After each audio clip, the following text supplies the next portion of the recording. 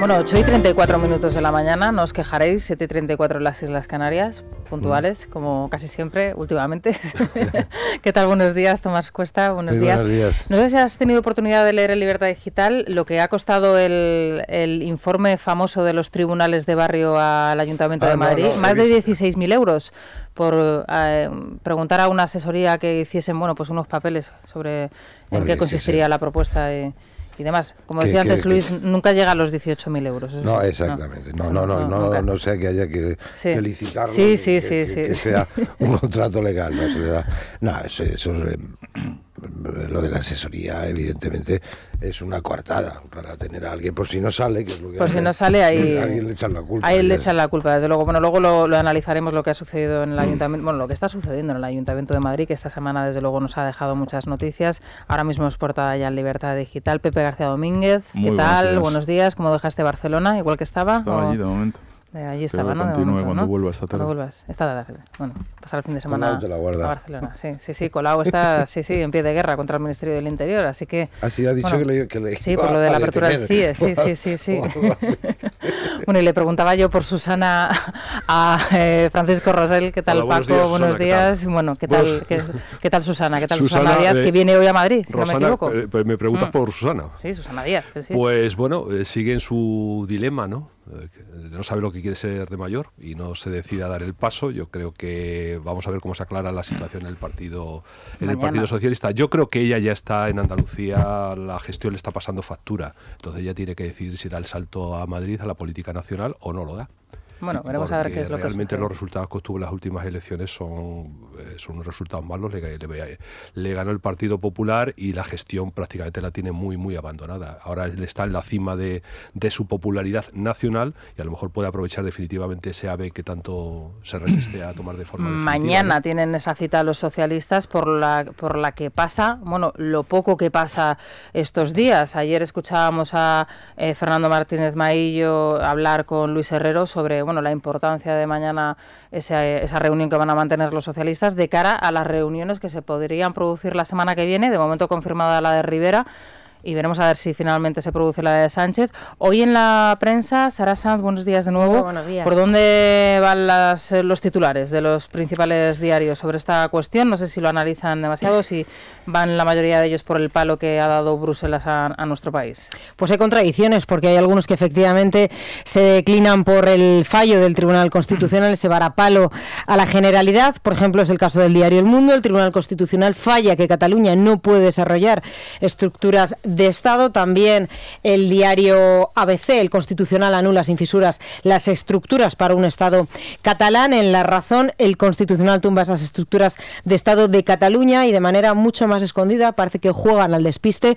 Lo hace el diario El País, La Vanguardia y el Periódico de Cataluña, que lo llevan sin duda bastante escondido en un destacado. Además coinciden en hacerlo en un pequeño destacado en esos tres periódicos. Y sobre esa negociación, estamos ya a 200 días desde que seguimos sin gobierno. Ayer se producían esas fotos porque varios diputados, entre ellos el presidente del Gobierno en funciones, iban a hacerse la foto al Congreso de los Diputados y seguimos pendientes de esos pactos. Unos pactos que abren una guerra de varones dentro del Partido Socialista, nos dice el diario El Mundo. En El País dicen que el PSOE mantiene por ahora el no a un gobierno liderado por Mariano Rajoy. Sánchez tensiona ese Comité Federal de mañana con su amago de intentar la investidura. Y en La Razón, Moncloa confía en que la ronda del Rey desbloquee la legislatura y sea, en este caso, el Rey quien adopte esas responsabilidades. Al final lo fías todo en el monarca, pero bueno, han pasado 12 días desde que acudiésemos a votar. ¿Cómo veis vosotros la situación? ¿Pensáis que es tan importante lo que suceda mañana? ¿Os parece importante lo que pueda suceder la semana que viene en esas reuniones? ¿O finalmente, como nos dice hoy La Razón, va a depender de Felipe VI? Aquí parece que los papeles han intercambiado, ¿no? Entre Aquí hay que estar como en el baloncesto, en el último cuarto. Todo lo demás no sirve absolutamente para nada. Son maniobras de despiste que no conduce a nada. Ayer el Partido Socialista ya hizo la cuadratura del círculo. Dijo, no, con el PP no podemos pactar porque somos agua y aceite, no podemos formar una mayoría alternativa porque fraccionaríamos el partido, fraccionaríamos a España y no queremos que haya terceras elecciones. O sea, vamos a ver cómo se cuadra todo eso. Es un imposible metafísico. Yo creo que estamos en un tiempo que va un poco en la línea. Yo creo que será al final previsible un poco lo que decía ayer Felipe González en su artículo. apelaba a la crónica de una muerte anunciada, que en el primer párrafo comunica la muerte, el desenlace del libro, ¿no? Y luego explica lo demás. Yo creo que el desenlace es que el Partido Socialista no le queda otro remedio que abstenerse, y yo creo que eso tampoco es malo si lo explica convenientemente. Felipe González perdió 2 elecciones, la del 77 y la del 79, y aprovechando eso rehizo el partido, él fue capaz de hacer las transformaciones necesarias, y el Partido Socialista luego ganó con mayoría absoluta. Yo creo que explicar por qué se abstiene el Partido Socialista es me parece un buen propósito. Lo que pasa es que Sánchez no es Felipe González, ¿no? No, sin duda que no lo es, pero los partidos del sistema no pueden bloquear el sistema, porque entonces, como en el célebre poema, no nos quejaremos de que los bárbaros de antisistemas están rodeándonos, sino que nosotros somos los propios bárbaros. Saliendo a la calle, ¿no? Claro, entonces ese es el sistema. Y bueno, y luego también, analizando un poco lo que ha ocurrido en las elecciones, aunque sea por pocos votos, es verdad que los partidos llamados del sistema, tanto el PP como el Partido Socialista, mejoraron sus resultados con relación a las anteriores elecciones, con claro perjuicio a los partidos de la nueva política. Pues saquen conclusiones, y yo creo que tiene unas enormes posibilidades en un momento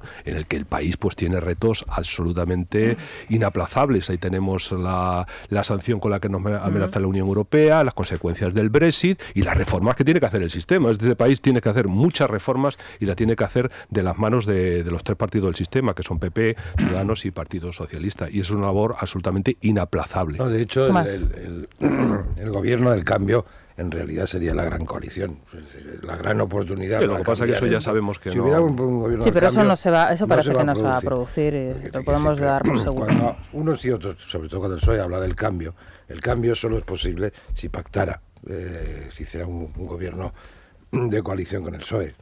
Con el PSOE y con Ciudadanos, el grande no. Entonces puedes cambiar realmente. Tendrían los diputados suficientes para cambiar la Constitución, incluso, si es preciso, pero desde luego para cambiar la ley electoral, para modificar, para limpiar la justicia. Con Carrera en la justicia sería para limpiar interior, como estamos viendo, de la cual nos estaríamos profundamente agradecidos. Para hacer los cambios necesarios para que esto siga funcionando, para desatascar lo que está atascado, para desoxidar lo que ya está oxidado, para limpiar lo que está sucio, que hay muchos, y eso es una labor de 2 años. Es decir, yo creo que el PSOE lo puede, no es que corra riesgos, porque dejar a Podemos fuera del sistema es la manera de disolverlos.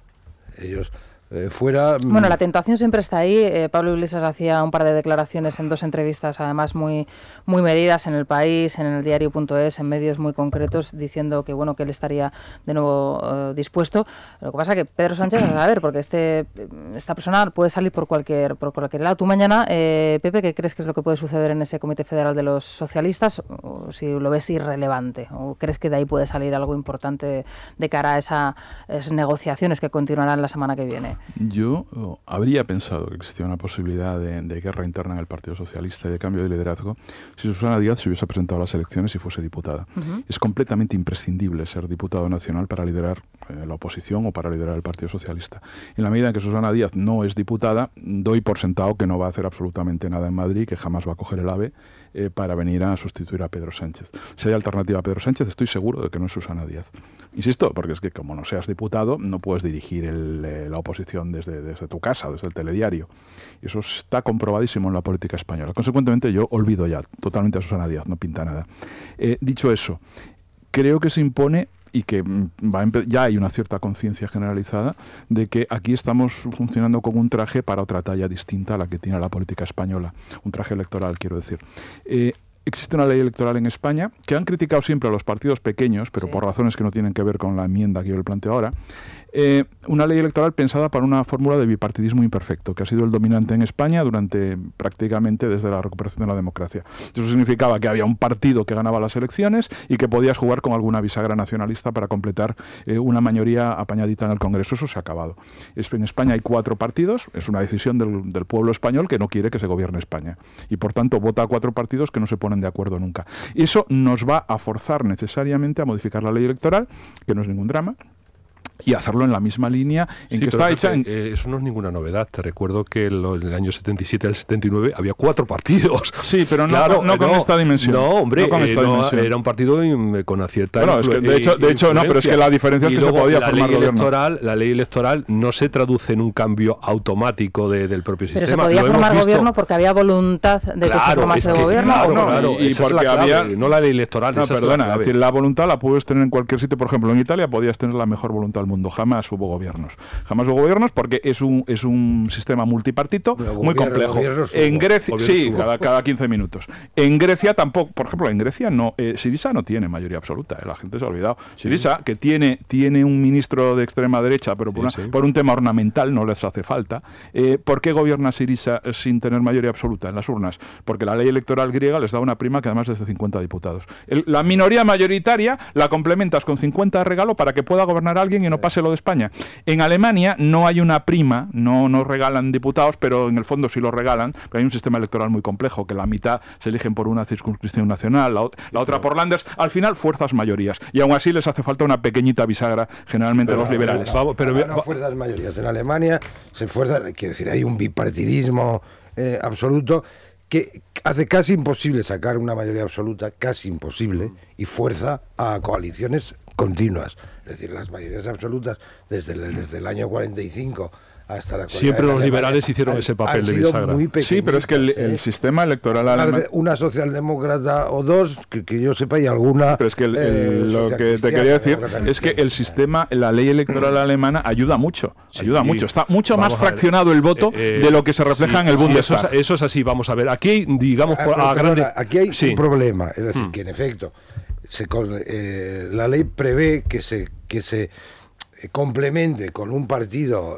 las mayorías se complementen con un partido periférico, por así decirlo, para introducir la diversidad. Yo creo que era lo que estaba en el ánimo del legislador, en principio, para introducir la diversidad dentro de la gobernabilidad. Para corregir la sopa de letras que se hablaba dentro de la gobernabilidad durante la transición. Para comprometer al PNV, fundamentalmente al PNV, y a los nacionalistas catalanes, se llamarán como se llamarán, dentro del gobierno. No creo yo que fuera esa la intención. Yo creo que esa era exactamente así. Además de, para tranquilizarlos, por decirlo de alguna manera, pero para tranquilizarlos, dándoles un sitio en la mesa común. Y eso al final ahora ya no puedes, porque ellos no van a estar... No, vamos a ver, yo creo que hay leyes electorales que buscan unos principios, hay leyes que buscan la gobernación de los países, ahí está el sistema mayoritario británico, y otras leyes que son más representativas. Lo que quiero decir es que las leyes no producen hechos, digamos, directamente, porque recuerdo recuerdo, por ejemplo, que en el año 79 Felipe González llega al acuerdo y absorbe el PSP con la idea de adelantar a la UCD, y no se produce.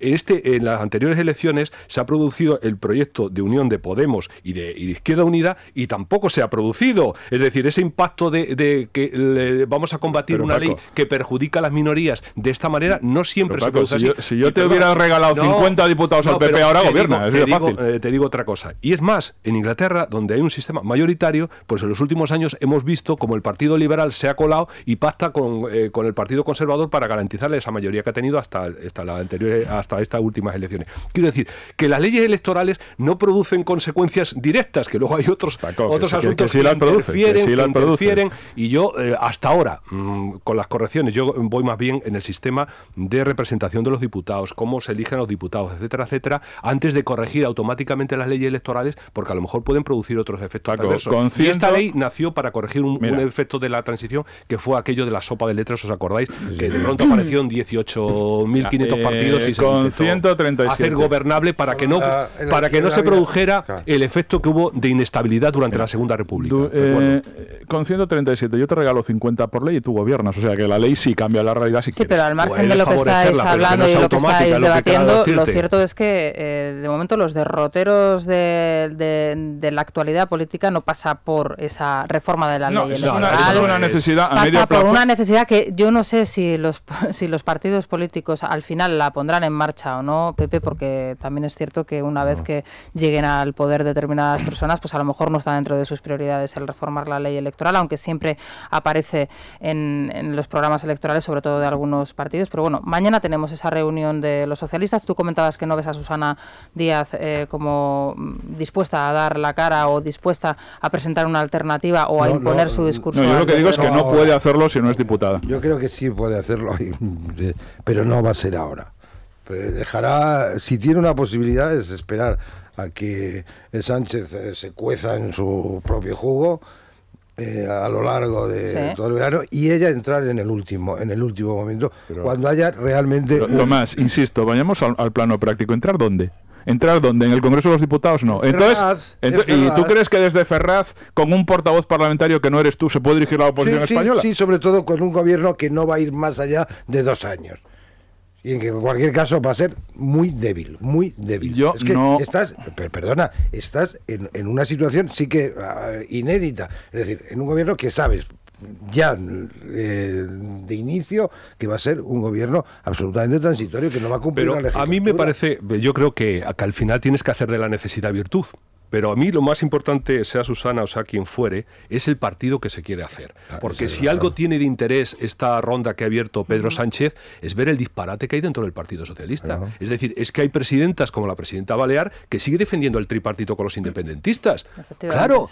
Y bueno, Paje va en otro lado, Vara va en otro lado, Felipe González va en otro lado. Es decir, el problema que tiene el Partido Socialista es un problema de identidad. Y para esa identidad necesita un liderazgo que sea capaz de trasladar a la opinión pública general que es el Partido Socialista. Pero mira, porque ahora mismo no lo sabemos. El Partido Socialista es un partido que es igual que ha sido toda su vida. Ese tipo de pacto. No, hasta ese punto no. Bueno, oye, en Barcelona están gobernando con Colau. Parece que no se entera nadie. Están gobernando con Colau. Pero el primer teniente de alcalde es Collboni. Pero esa fue la política errática del tripartito que ha hecho toda la vida lo han hecho. Que las elecciones generales fuera mayoritario, como fue el PSC, a un partido absolutamente residual en la política Sí, catalana. pero eso no es por pactar con Colau. Eso era antes de pactar con Colau. No, digo desde el tripartito, desde la política del tripartito. Pero esto, el Partido Socialista lo ha hecho siempre. Es decir, siempre ha pactado con cualquier cosa que fuera competencia de la Guardia Civil, como decía Alfonso Guerra, con tal de mantener poder local o autonómico. ¿Cuál es la novedad? Ninguna. No.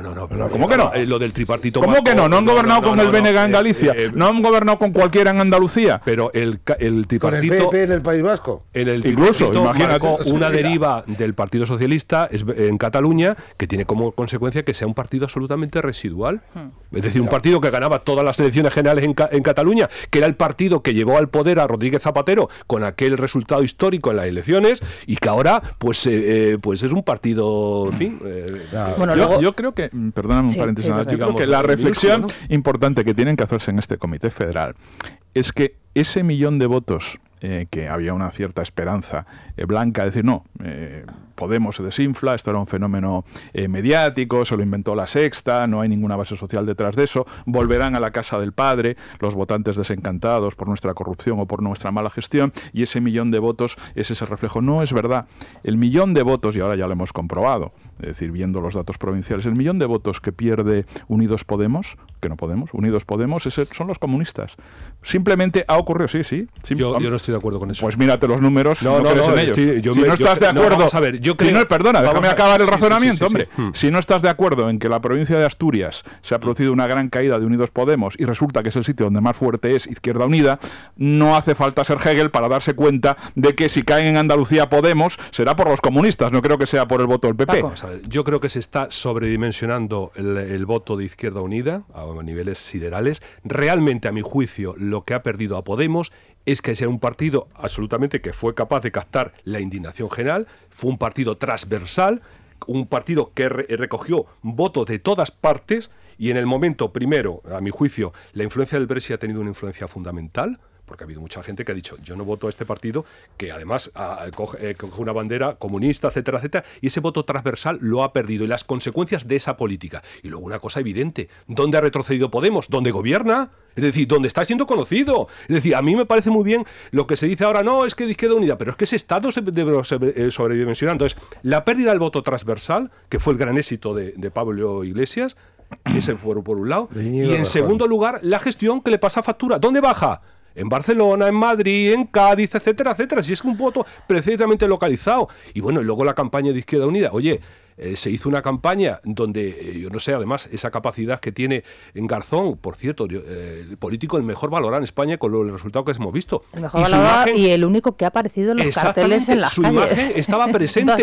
Eso también ha pasado toda la vida. El más valorado era Tierno Galván, no le votaba a nadie. No, pero don Julio le gustaba mucho a la extrema derecha, era don Julio Anguita. No le votó jamás nadie con buen criterio, además. Bueno. Entonces, yo no he visto el único candidato que ha aparecido con el cartel ha sido Alberto Garzón en cualquier punto de España.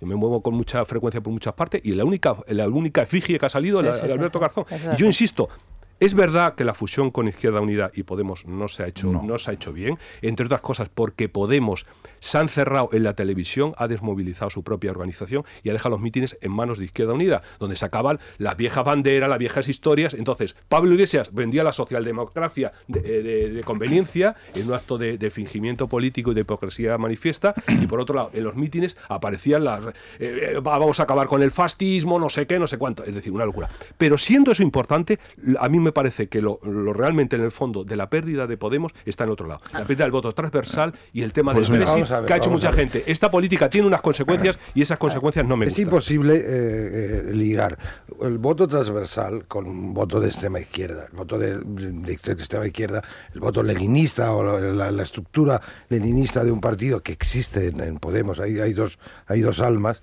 La estructura absolutamente jerárquica y vertical nunca es transversal. Nunca es transversal. Los partidos transversales siempre han sido fascistas. Siempre.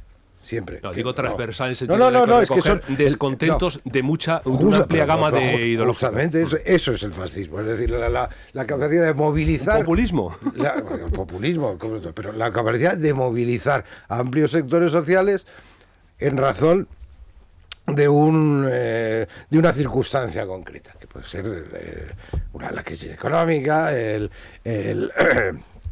la inmigración masiva, lo que quieras, pero eso este es absolutamente, está... Populismos. Es populismo, y populismo de orden, insisto, de orden de los fascismos de los años 20 o del peronismo en otro modelo. Eso es muy difícil de conciliar. Es muy difícil de conciliar y tienen un conflicto continuo. Es decir, las tesis de Rejón, que es el populismo posmoderno, con las tesis de Monedero o de Iglesias, que son leninistas clásicos, en muchos aspectos, acaban dándose de tortas, y acaban dándose de tortas como cuando comen con Obama el lunes. Sí, el lunes. Los de Izquierda Unida manifestándose en la puerta. El domingo en Sevilla, sí, y luego Pablo Iglesias. Y el otro entrando, le van a tirar algo. Luego vamos a continuar a partir de las 9:00 de la mañana, porque también me interesa que valoréis o vuestra opinión sobre esta especie de ronda de conversaciones que está haciendo Rajoy, abriendo las puertas de la Moncloa a los separatistas catalanes y vascos, cerrándosela, por cierto, a Rivera, con quien quedará o despachará el martes, eso sí, en el Congreso de los Diputados. También ese intercambio de papeles extraño hoy, esa llamada al rey, ¿no? A la figura del rey, para que desbloquee la situación que vemos hoy en La Razón, también sorprendente, pero dejadme que os cuente la última hora que nos llega desde Dallas, porque sabéis que se ha producido un tiroteo durante una manifestación en repulsa por los 2 últimos asesinatos por parte de agentes de la policía a 2 ciudadanos negros. Os leo ahora mismo la portada del New York Post. Civil War, es como guerra civil, es como están titulando ahora mismo los diarios americanos lo que está sucediendo en Dallas, un auténtico caos. La policía tiene acordonada prácticamente todo el centro de la ciudad y buena parte de las estaciones y los grandes puntos de comunicación, como por ejemplo el aeropuerto, donde han sido restringidos absolutamente todos los vuelos. Están explicando la policía que, aparte de la detención de estos 2 francotiradores, principales sospechosos de los disparos que han provocado la muerte de 2 agentes de la policía, lo que se está ahora es registrando prácticamente toda la ciudad, porque han amenazado los francotiradores con haber dejado varias mochilas con artefactos explosivos por toda la ciudad. Dallas es un clásico, Se continúa, pues registrando, como digo, prácticamente todas las esquinas de la ciudad. Es un auténtico caos y la última hora pasa por esas 4 muertes, 7 heridos y bueno, la situación, como os podéis imaginar, tremenda. Ha pillado a Obama en Europa, que yo no sé si va a cambiar los planes en las próximas horas, dependiendo de cómo evolucione, porque aumenta 5 ya el número de muertos en Dallas. Es la última hora que nos llega desde Europa Press. Había, es cierto, un oficial que estaba muy, muy grave y se confirma ya su muerte. O sea, 5 policías muertos. Y como les digo, ahora mismo Obama se encuentra en Varsovia, va a participar en esa cumbre de la OTAN. Se supone que el domingo, si no me equivoco, llega a Sevilla este fin de semana. A las 10 de la noche. Una agenda apretada para la próxima semana. Se verá con... El sábado, ¿no? Sábado. Y el visita domingo a Sevilla el domingo. Pues veremos a ver qué es lo que sucede, porque claro, la situación desde luego se está tornando muy, si no estuviera de salida, complicada. Ya habría cogido el Air Force One en Estados Unidos. Ha hecho, por cierto, unas declaraciones muy llamativas el presidente americano, diciendo que esto no es un problema del color de la piel, de blancos, de negros, de hispanos, que esto es un problema que tienen los americanos en Estados Unidos y que se lo tienen que hacer ver, que tienen que reflexionar al respecto. Todo esto aderezado con las imágenes que nos llegan a través de las redes sociales de Facebook de los asesinatos a cámara lenta y en directo de estos ciudadanos negros en las últimas horas, en los últimos días en América. Como diría Rita Payeste, eso lo tendrá que decir un juez. Sí, eso lo tendrá que decir un juez, si ha pasado y si realmente... Sí, ¿no? Bueno, y si se dice un juez, como en su caso, no se le... Sí. Claro, no se le hace caso. Es que me hace gracia ayer Rita Payeste diciendo que estos chicos de... Sí, los de la caza del pijo, ¿no? La caza del pijo, eso lo tendría que decir un juez si habían pegado a alguien. Pero cuando en su caso dijo un juez, se dice exactamente el mismo caso. Si el juez dice lo contrario. Bueno, son las 9 en punto y Colacel, Sara, que nos regenera por dentro y eso se nota por fuera, desde luego. Sí, porque es un complemento además natural, no tenemos que recurrir ni a cirugía ni a otros mecanismos, que ayuda a reducir esas arrugas que empiezan a salirnos en la piel, la flacidez y las estrías. ¿Por qué? Porque aporta todos los antioxidantes necesarios para retrasar nuestro envejecimiento. Contiene 5 gramos de colágeno hidrolizado que rellena esas primeras arrugas superficiales. Además, fuera de las comidas solo tenemos que tomar 1 o 2 veces al día, sería suficiente, y de venta en farmacias y para farmacias. Bueno, os cuento también últimos datos que nos llegan desde Dallas. Ya son 3 los detenidos y hay un sospechoso que se encuentra atrincherado en un garaje y con el que está negociando la policía. En estos momentos es lo que está sucediendo desde allí. Así que bueno, es la última hora que nos llega desde Estados Unidos, desde Dallas. Nos vamos a ir al Corte Inglés, son las 9:01. Elia Rodríguez, ¿qué tal? Buenos días. Muy buenos días. Bueno, vamos a hablar de moda para baño y además en las rebajas del Corte Inglés tenéis muy buenas oportunidades. Por ejemplo, vamos a contarles cómo se presenta el tiempo. Parece que remontan las temperaturas y sobre todo la estabilidad en el país después de esta semana que hemos tenido, en donde hoy la máxima será de 33, de nuevo calor en el centro peninsular. Hoy la máxima se va a registrar en Gerona, 38 grados. En Gerona 38 grados, tú lo conoces muy bien, ¿no? Muy bien. Ahí tiene que apretar, ¿no? Que da gusto. 38 grados, 38. Vale, si es en Gerona capital, sí. Entre la humedad del río y el cuerpo, te mueres. Creía que la máxima temperatura de Gerona se había alcanzado hace unos días con motivo del registro de la Guardia Civil, ¿no? Bueno, pues no sé yo. Eso es una minucia, ¿no? Un vientecillo. De otra montaña. 38 grados hoy en Gerona, la mínima en Lugo con 12 grados. Hasta aquí el tiempo con Repsol. Esta semana hará frío o calor. En guiarepsol.com puedes consultar la previsión del tiempo a 5 días. Repsol te ha ofrecido la información del tiempo. En Repsol todo lo aprendido en la alta competición lo aplicamos a nuestros productos. Por eso los nuevos lubricantes Repsol Elite garantizan el cuidado del motor y su máxima eficiencia. Y además están homologados por los principales fabricantes. Lubricantes Repsol Elite, formulados para los motores más exigentes. Infórmate en Repsol.com. Es la mañana. Es radio. Bien, vamos a saber cómo abre a esta hora la bolsa. ¿Qué tal, Luis? Buenos días de nuevo. Buenos días de nuevo, Rosana. Pues el IBEX 35 abre negativo, se está dejando un ligero 0,3%. Eso sí, está por debajo de los 8.000 puntos, 7.984. Llegamos al final de semana y finalmente, como veníamos diciendo que se podía producir, pues se pierde ese nivel de los 8.000 puntos en el principal selectivo de la bolsa española. En el mercado de renta fija la cosa sigue igual. El bono español a 10 años en el 1,28%, 138 puntos básicos de diferencial con el bono alemán. Dicen los analistas que hoy sobre todo va a hacer moverse a las bolsas el informe de empleo en Estados Unidos. Veremos cómo evolucionan. Como os decimos siempre estos días, precisamente las presiones por el Brexit y también la situación de incertidumbre en España, pues también influyen en que precisamente estemos por debajo de los 8.000 puntos en el 35. Bueno, pues ahí queda el dato. La semana que viene, por supuesto, también estaremos muy pendientes de todo lo que suceda a partir siempre de las 9:00 de la mañana con Luis Fernando Quintero, la información de la bolsa. Gracias. Hasta luego, Luis.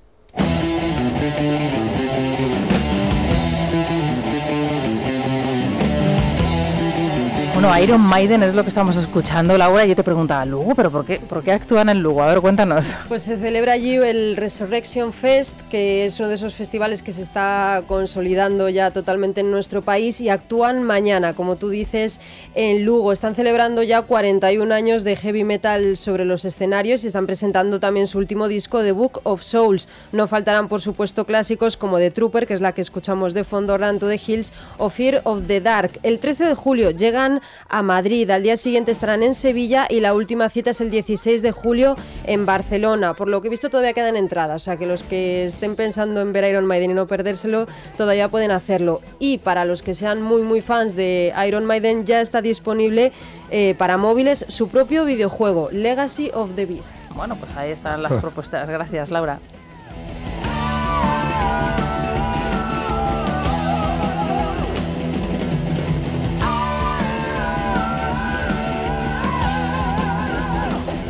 No sé si es la música más adecuada para recibir, para saludar a esta hora de la mañana a nuestra corresponsal en Londres, Celia Maza de Pablo. ¿Qué tal? Buenos días. Buenos días, Rosana y compañía. Bueno, al ritmo de Iron Maiden, bueno, finalmente ya tenemos alguna pista de quién va a ser el próximo primer ministro, o la próxima primera ministra, mejor dicho, de Reino Unido. Lo que tenemos claro es que va a ser una mujer, 26 años después de Margaret Thatcher. Bueno, Celia, cuéntanos cómo ha sido ese último descarte, ¿no?, o penúltimo descarte dentro de la formación, y luego quiénes son estas dos mujeres, muy conocidas, por supuesto, en su país, pero no tan conocidas en el nuestro, como son Theresa May y Andrea Leadsom, que son bueno, pues las dos finalistas, podríamos decirlo así, de cara a gobernar el Reino Unido en este tiempo, bueno, pues totalmente lleno y plagado de incertidumbres. Bueno, pues efectivamente, después de la inesperada victoria del Brexit, David Cameron, como sabéis, pues anunció que dejaría ser, dijo él literalmente, el capitán del banco para finales de verano. Entonces, pues según las reglas del Partido Conservador, los diputados han hecho estas primeras votaciones internas entre los parlamentarios. Como se esperaba, pues han quedado dos féminas para la gran batalla final. No pueden ser más diferentes. Por ejemplo, Theresa May, partimos de la base que hizo campaña por la permanencia en el referéndum histórico del pasado día 23, y Andrea Leadsom, por su parte, hizo campaña por el Brexit. Entonces, ya de partida tenemos bastantes diferencias entre ellas. Theresa May, por ejemplo, también ha dicho que si finalmente es elegida, si finalmente se convierte en la próxima dama de hierro, en la próxima primera ministra, va a esperar un tiempo prudencial, ha dicho, seguramente hasta finales de año, para activar el artículo 50 del Tratado Europeo, por el cual pues comenzaría de manera oficial ese divorcio de durante 2 años con Bruselas. Por su parte, Andrea Leadsom ha dicho que no, que sería lo primero que haría al llegar a Downing Street. Theresa May también ha dicho que quiere garantizar que las empresas británicas tengan acceso a ese mercado único y también, de alguna manera, regular la inmigración, pero Andrea Leadsom ha dicho que, bueno, intentaría buscar más bien una tercera vía. O sea, en definitiva, con respecto a la relación que quiere una y otra con Bruselas, son completamente distintas. Y a nivel perfil personal también te puedo decir, Rosana, que son dos caracteres completamente opuestos, porque Theresa May, pues, bueno, tiene una carrera política mucho más dilatada, lleva casi, pues, 2 décadas como diputada, desde 2010 ocupa la cartera importantísima del Interior, y por su parte Andrea Leadsom, pues, tan solo lleva de diputada 6 años, pero ha tenido una carrera muy rápida. Estuvo... Su experiencia, su bagaje personal. Me llama mucho la atención, Celia, sobre todo en contraste por lo que estamos viendo aquí en España, la actualidad política en España. Son dos mujeres que están a punto de cumplir los 60 años, ambas, es decir, ya con una experiencia en lo personal, en lo vital, en su trayectoria personal y en laboral, en lo político también. Y bueno, no llama la atención en Reino Unido. Sin embargo, aquí le estamos dando un valor, ¿no?, a la juventud y de alguna manera denostando la experiencia que en este caso tendrían, por ejemplo, estas mujeres. Yo no sé si esto en el Reino Unido se comenta o simplemente, bueno, se da por hecho que los políticos cada uno tiene su edad y que la experiencia en este caso es un valor.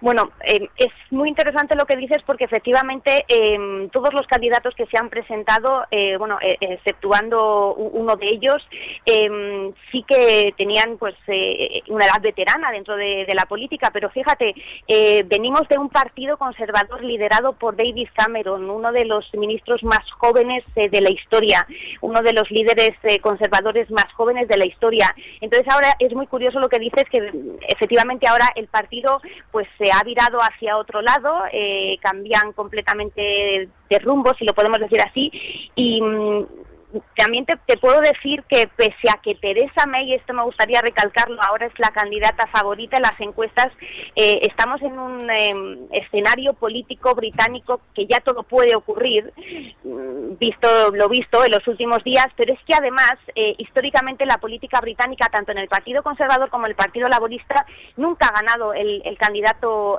favorito, y tenemos que tener muy en cuenta ahora que Theresa May ha conseguido el mayor respaldo, pero por parte de los diputados. Ahora estos dos nombres se van a exponer a los 150.000 miembros de todo el partido, y es muy curioso porque un año antes de que fueran elegidos, ni tanto Margaret Thatcher como John Major o el propio David Cameron no eran para nada conocidos. En el caso de David Cameron tenemos que señalar, por ejemplo, que cuando ganó en 2005 quedó en la votación final entre los Tories como segundo, como ahora es el caso de Andrea Leadsom, y luego inesperadamente ganó a David Davis, que era el favorito por aquel entonces cuando se presentó su nombre a los miembros del partido. Entonces tenemos que recalcar esto porque ahora mismo se dice ya prácticamente que Theresa May se va a convertir en la próxima dama de hierro, pero insisto, debido a los últimos acontecimientos en Westminster, tenemos que tener un poco de calma porque todo puede pasar. Los euroescépticos siguen teniendo todavía muchísimo peso en el partido y a lo mejor el 9 de septiembre nos llevamos otra sorpresa, porque sería otra más después de todos los breaking news que llevamos desde el 23 de junio. Bueno, ¿y qué va a pasar ahora con el gran traidor, ¿no?, con el ministro de Justicia, con Gove, ¿no?, que finalmente, bueno, pues se ha quedado a las puertas de lo que sería, bueno, su gran sueño y en lo que habría estado trabajando y maquinando últimamente, y también con Boris Johnson, que son dos de las figuras que desde luego quedan ya aparcadas, yo no sé si destruidas definitivamente para la política o se pueden de alguna manera reciclar en un futuro. ¿Cómo lo ves, Celia?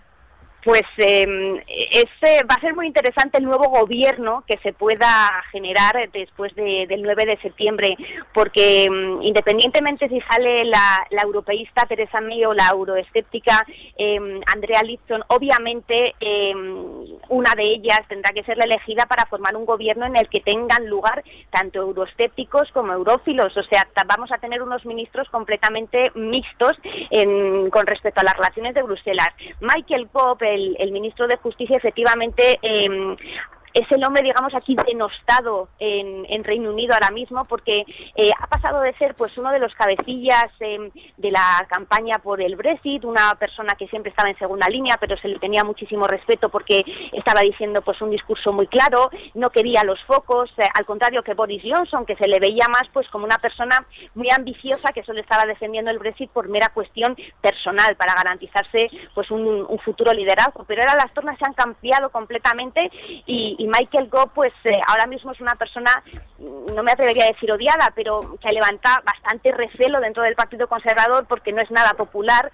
Lo que ha hecho es cuchillada por la espalda a supuestamente su amigo Boris Johnson en un momento en el que nadie se lo esperaba, y postulándose para un cargo que él mismo había dicho días anteriores para el que no estaba preparado. Entonces, pues bueno, pues esta carrera de liderazgo le ha dejado eliminado, no ha contado con nada de apoyos, la votación de anoche tan solo contó con 46 votos y ahora mismo pues su futuro dentro de un gabinete pues está bastante cuestionado.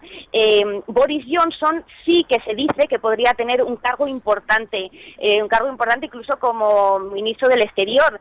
Está interesante si dentro de un gobierno liderado o bien por Andrea Leadsom o por Theresa May pudieran tener cabida los dos, porque imaginaos pues las chispas que podrían saltar ahí en las reuniones de gabinete, pero bueno, son las dos figuras importantes ahora dentro del partido. Yo creo que Michael Gove ha perdido bastantes puntos, ha quemado muchísimos cartuchos, no es nada popular ahora en la formación ni de cara al público, y ahora Boris Johnson, como ha estado bastante alejado, digamos, en los últimos días del foco, ha quedado como que, bueno, pues efectivamente no se postuló, tampoco ha quedado tachado de ambicioso, aunque todo el mundo pues es consciente de que siempre había querido las llaves de Downing Street, pues sí que podría tener un puesto importante en este ejecutivo, y no se descarta que en las próximas elecciones pues pudiera presentarse él también como candidato a Premier. Bueno, pues todo esto lo contaremos con tu ayuda. Muchas gracias, Celia. A vosotros, hasta luego, buenos días. Bueno, interesantísimo todo lo que está sucediendo. Es así. Hay que recordar que a Margaret Thatcher salió perdió el apoyo de su partido. Es apasionante. La acuchillaron. La acuchillaron un poco al modo de que que se ha convertido en el villano favorito, que llaman en algunos tabloides británicos el asesino apacible. El asesino apacible, pues ha apuñalado a Johnson y bueno, ha hecho repetido aquella escena bajando las escalinatas del Capitolio, ¿no? Eso es que la favor de bruto.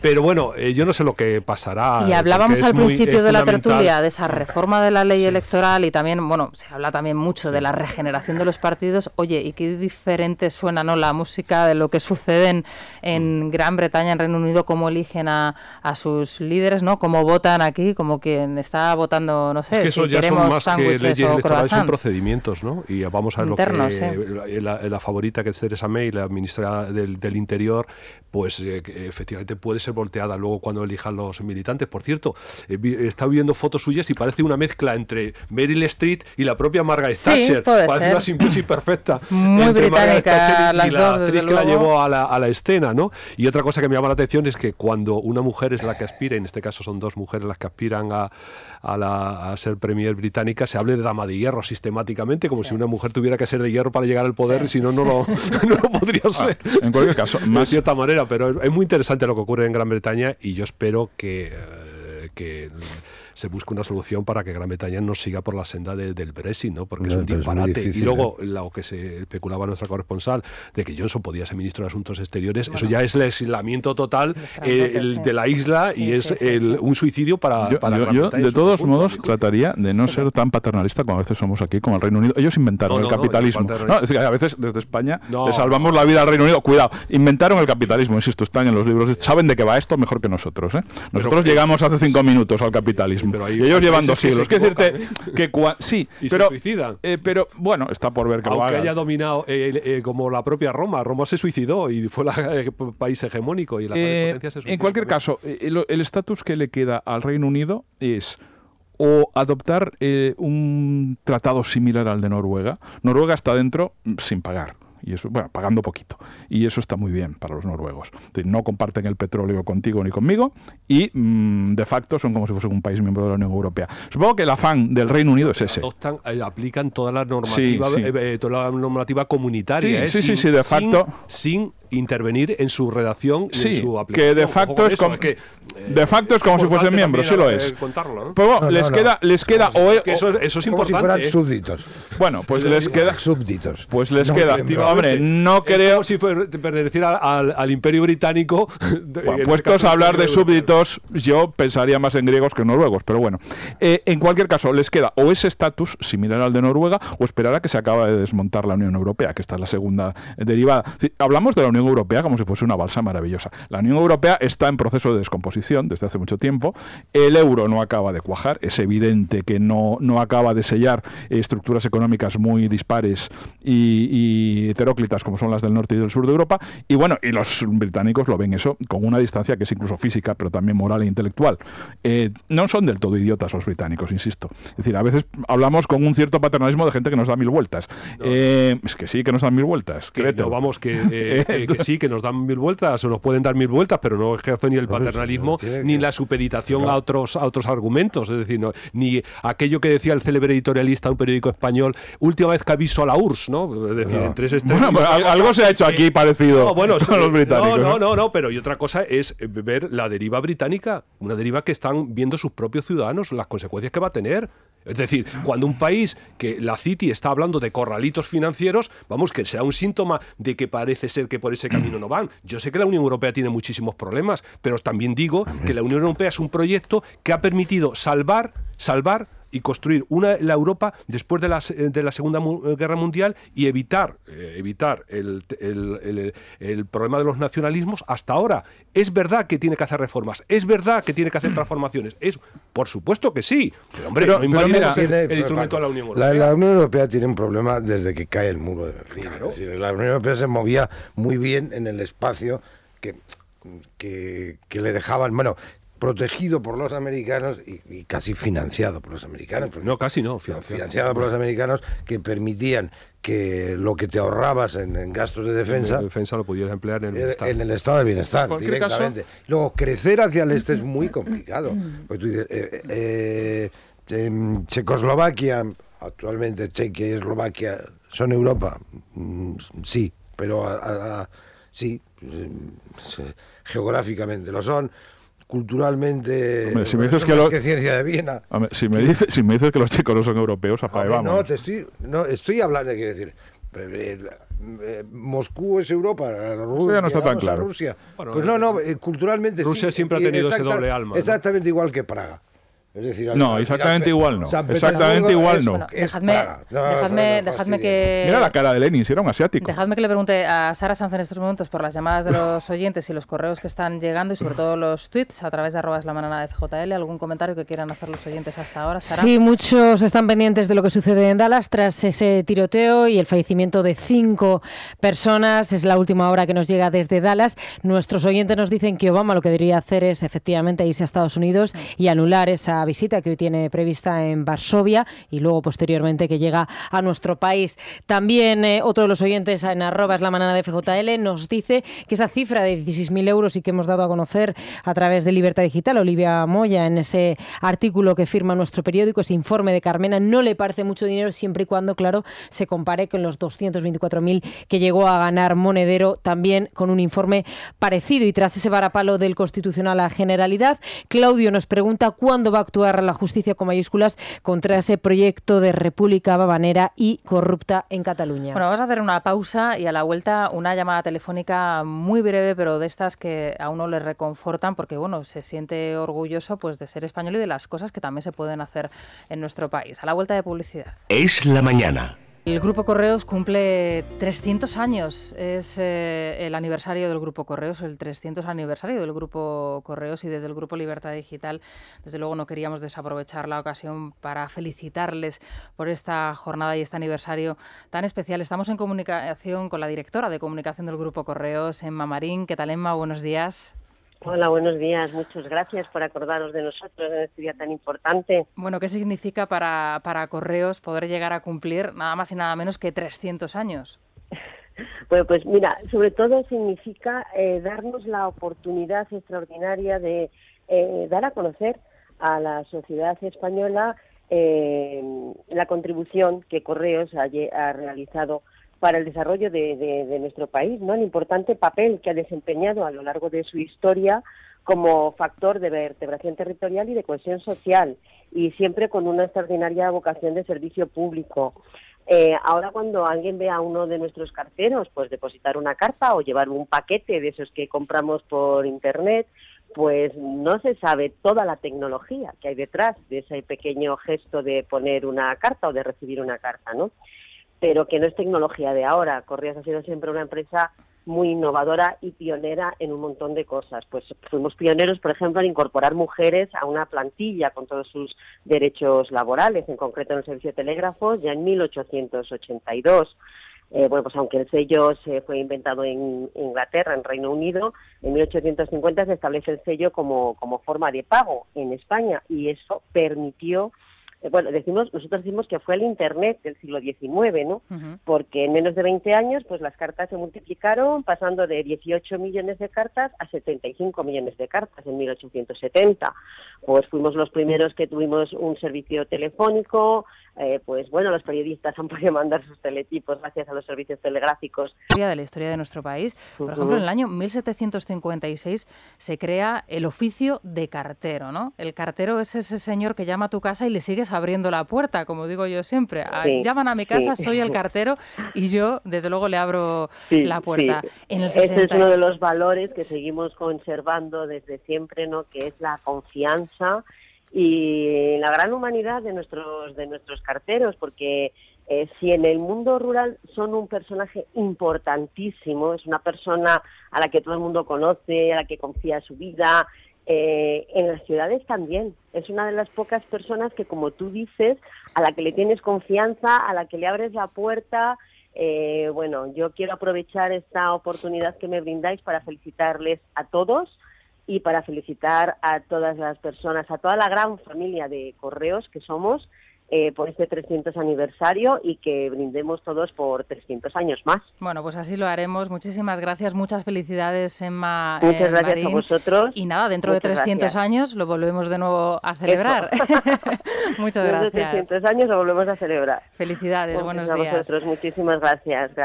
Bueno, pues queríamos hacer esa llamada porque desde luego no cumple uno ni un gran grupo como es el de Correos 300 años todos los días, y bueno, hoy lo estamos Recientemente celebrando. me murió un personaje que fue muy entrañable, de Crónicas de un pueblo. No sé si os acordáis de aquella serie que fue mítica en la televisión española en blanco y negro, que era Braulio, que era el cartero del pueblo, y la verdad es que representaba un poco el espíritu que nos acaban de comentar sobre el pueblo. Y luego, entre los periodistas, hemos vivido la transformación del envío de crónicas, ¿no? Cuando me acuerdo yo, en el año 77 estaba cubriendo la constitución de las nuevas Cortes Democráticas, y las crónicas las tenían que mandar por teles desde donde está ahora mismo el Ayuntamiento de Madrid. Luego llegó el FAS, que parecía que iba a durar muchísimo, no duró prácticamente nada, y ha sabido adaptarse a los tiempos. Lo que pasa es que últimamente yo no sé quién manda cartas, pero paquetes desde luego sí se mandan, y pues mira, muchos, fíjate, ¿no? se siguen mandando Christmas en Navidad, por lo menos nosotros en mi casa lo seguimos haciendo, y se siguen mandando a los campamentos a los niños con la libretita, los sobres y los sellos para que manden desde el campamento de verano una nota al tío, al primo, al o una sobrino, postal, ¿no? De allí donde o una estés. postal de donde esté,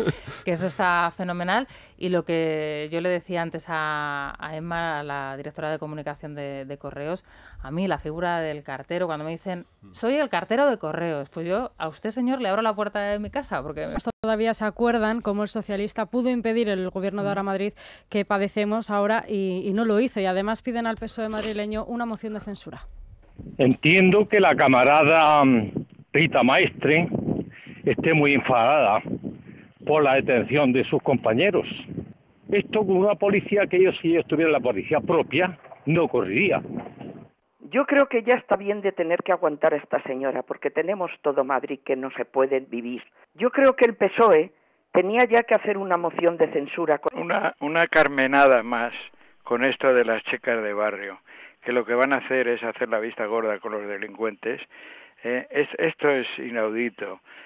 Pero ¿para cuándo una moción de censura para que se vaya esta gente? La culpa de las carmenadas las tiene Carmona. ¿Pero qué hemos hecho los madrileños para merecernos a esta tía? Es que me acordaré toda la vida de Carmona, de Pedro Sánchez, merecernos nosotros esto. Bueno, y lo último de lo último, lo que nos comentaba Sara, ese informe, bueno, lo que publica hoy Olivia Moya en Libertad Digital, que es, bueno, poner el precio, ¿no?, a lo que habría costado esa sugerencia o ese proyecto. Sí, pueden leer todo ese informe en libertadigital.com. Así trató de colar el ayuntamiento esa propuesta de soviets o esa propuesta de policía paralelo a la oficial, por la que pagó ni más ni menos que 16.450 euros. Y la cifra, Rosana, no es casual, es una cifra, es un contrato menor que no supera esa barrera de los 18.000, con lo cual puede ser en este caso una contratación a dedo y no una adjudicación en concurso público. Es la que utilizan siempre. Es curioso que estos soviets, esta policía de costumbres o policía política que quieren implantar, lo hagan para lavapiés. En concreto, lo podrían utilizar en cualquiera de los barrios que en teoría son les habían votado mayoritariamente y que ya no lo han hecho, por cierto. Que el PP haya vuelto a ganar en Usera es realmente pasmoso. Y bueno, y explica el desplome de las expectativas de Unidos Podemos. Pero quiero decir, en los barrios que puede haber conflicto de verdad no lo hacen, porque ahí no están con tonterías. En un territorio así muy artificioso como es Lavapiés, en donde hay un multiculturalismo de base, impuestos, absolutamente propicio, les viene muy bien, en efecto, porque es un laboratorio. Pero si es en donde se vive de verdad, en Villaverde, en Usera, en Carabanchel, no lo hacen, porque al final los vecinos los corren a gorrazos.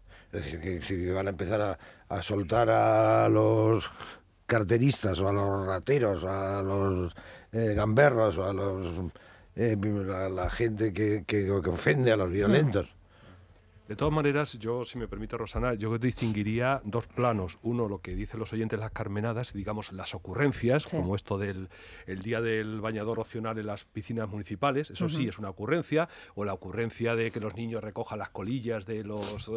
cuando todos los padres estamos empeñados, que, hijo, no cojas lo del suelo, no cojas nada del suelo, la alcaldesa en esa dirección. Y otra cosa es este proyecto de crear, digamos, unas estructuras paralelas, tanto policiales como judiciales. Porque ingeniería es social. Poner patas boca abajo el sistema democrático. Y eso sí es preocupante porque es un sistema que ya se está aplicando en determinados países como Cuba o Venezuela, etcétera, etcétera. El jefe político de la manzana que ejerce la ley. Es decir, y poner en el mismo plano, es decir, frente a un delincuente, hablar de conflicto. Es decir, que la víctima y el delincuente están en el mismo plano. Póngase a dialogar y seguro que ese diálogo propicio vamos a llegar a un entendimiento. Esto es lo que para eso está la justicia. Esto es lo que ha reflexionado en voz alta Carmena antes de ser alcaldesa de Madrid en varias ocasiones. En el programa Foro Apache dijo que ella consideraba que más del 90% de los reclusos, de la población reclusa de este país, tendría que estar en libertad.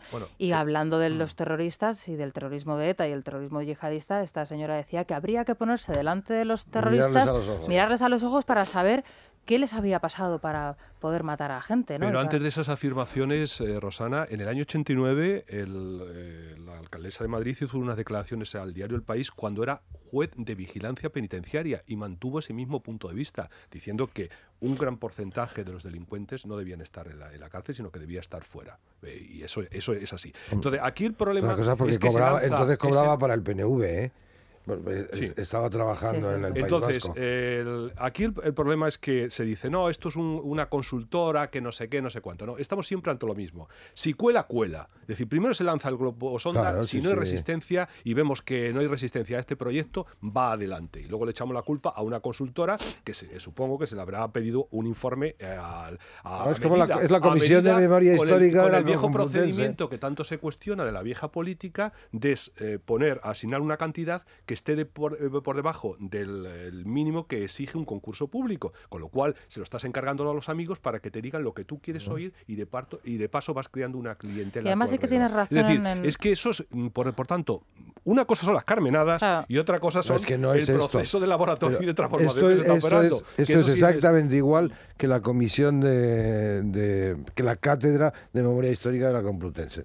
Exactamente igual. Es decir, al final ellos no habían sido responsables de nada, sino una supuesta cátedra que tenía la Complutense, que al final no era cátedra ni era nada, la que le habían dado los preceptivos 18.000 euros para hacerlo, y que al final, si sale mal, cargan con... Sí, pero tiene razón Paco, que se conoce justo al mismo tiempo que se lanza la propuesta de lo del día sin bañador en las piscinas. Bueno, pero claro, eso, que eso lo hacen... que es muy mediático en el sentido de que te da pues para ilustrar una pieza en televisión estupenda punta, con 4 nudistas, y hacer muchas hacer bromas 4 respecto, risas ¿no? en una tertulia y demás, y dejar al margen esto, que es lo importante, porque es lo realmente grave, pues claro, sí que es cierto que lo sacan el mismo día, al mismo tiempo. Bueno, por si nos tenemos que ir de Madrid a cualquier otro punto, por supuesto, de España o fuera de nuestro país, a Aegon Seguros, ¿no? Sí, más ahora en esta época de verano, donde bueno, estaremos disfrutando de nuestras vacaciones en destinos turísticos fuera de la capital madrileña. Para ello es imprescindible tener un seguro contratado con Aegon, el seguro médico que te sale al mes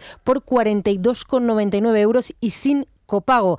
Además, esa presencia de 30 años experiencia en nuestro país y presencia en 20 países, bueno, pues avalan a Aegon. Llama ya al 900-177-177, 900-177-177 y contrata a Aegon Salud. Además, tiene muchos descuentos familiares. Bueno, pues nos vamos a ir al Corte Inglés también hasta ahora. Elia, ¿qué tal? Buenos días. Muy buenos días de nuevo.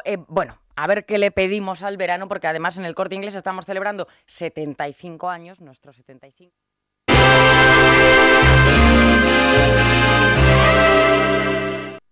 Oh no, vaya rayadura, cosas así suceden. Presentamos Renumax, el quitarrayas con el que ahorrarás dinero. Es la forma más fácil y rápida de eliminar rayaduras, arañazos y marcas de cualquier vehículo sin importar el color. Aplica Renumax sobre la superficie rayada y déjalo secar. Queda como nuevo. Renumax hace el trabajo por ti. El secreto es su fórmula que rellena los surcos con millones de micropartículas. Se seca en unos minutos, devuelve el brillo y ofrece protección durante años. Llévalo en tu coche y lo tendrás a mano cuando lo necesites. Renumax cuenta con una esponja aplicadora que extiende el producto en cualquier zona afectada. Pide Renumax por el increíble precio que ves en pantalla. Pero espera, llama y recibirás un segundo envase de Renumax a un precio excepcional. Y esto no es todo. Además te enviaremos nuestro Smart Polish gratis. Abrillanta y protege tu coche por dentro y por fuera. Y esto no termina aquí. También recibirás el Compact Car Bag gratis. Puedes enchufarlo en tu coche para su limpieza interior. Su boquilla especial.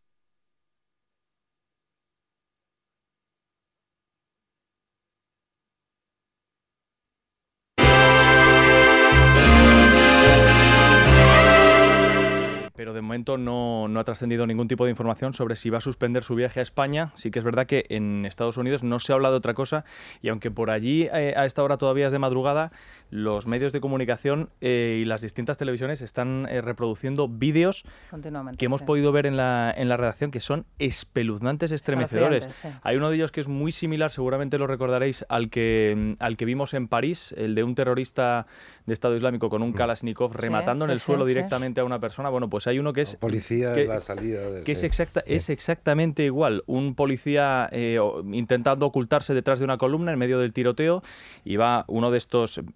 terroristas, porque esto es un atentado en toda regla, va uno de los terroristas, va directamente por detrás, le gana la espalda y es que lo fusila directamente a bocajarro y luego lo remata en el suelo. Las imágenes son estremecedoras y espeluznantes, pero es que los vecinos esta mañana en Dallas lo que están escuchando, Rosana, es un tiroteo. Escuchad el sonido porque desde luego es que es espeluznante.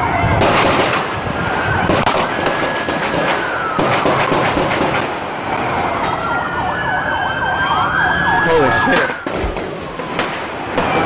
Los vecinos desde sus casas, quiero decir, no es un tiroteo, porque es verdad que hay francotiradores, dicen, hay francotiradores, hay 3 detenidos, un cuarto se encuentra en un garaje y se dice que incluso podrían haber colocado bombas, pero lo cierto es que para ser una crisis racial que estamos acostumbrados a ver en Estados Unidos, esto ya es algo más. ¿Qué información se tiene al respecto de esto que estás comentando y que, bueno, que es la gran cuestión que también se estará planteando ahora mismo muchas personas? ¿Qué información se está distribuyendo desde la policía?